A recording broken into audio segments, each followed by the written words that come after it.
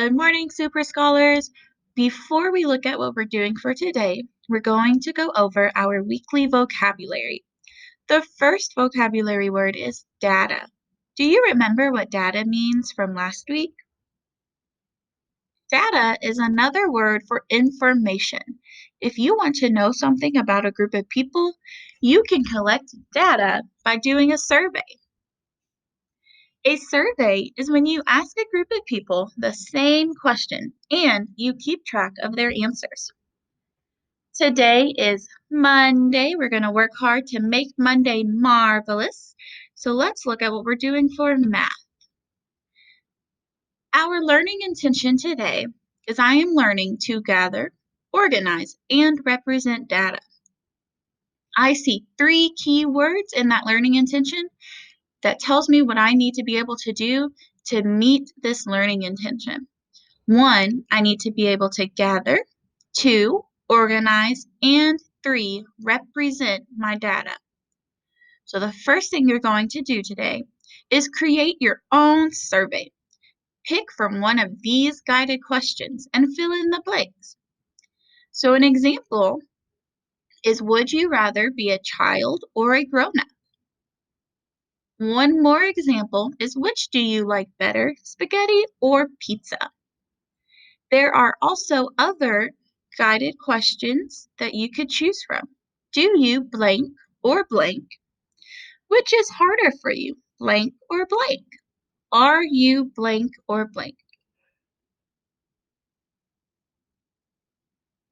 You can choose any of these questions to fill in the blanks.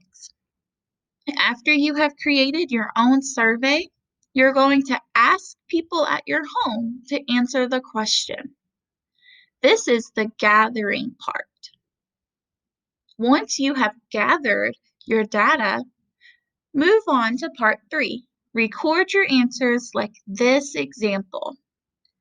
This example has the question written at the top and then the two options at the bottom. So they gathered their data and then they organized it by putting the question at the top and the options at the bottom. And then they represent it by putting an X for each person that chose that option. Okay, so remember, there are 3 parts to this learning intention: gather, organize, and represent the data. You have to do all 3 of those things to check off that you have met this learning intention. Once you have completed this activity, you may practice solving and representing data by completing pages 260 and 261 from your math workbook. So 260 says, students in a first grade class answered the question, do you have a pet? Here are their data. So use their representation of the data to answer the questions. Pay attention to question 4. How do you know? This is your chance to tell us the strategy that you used for this question. Think about all those strategies we talked about and used while we were in school. Page 261 says, students in first grade class were asked, which do you like better, broccoli or carrots? Rosa made this representation.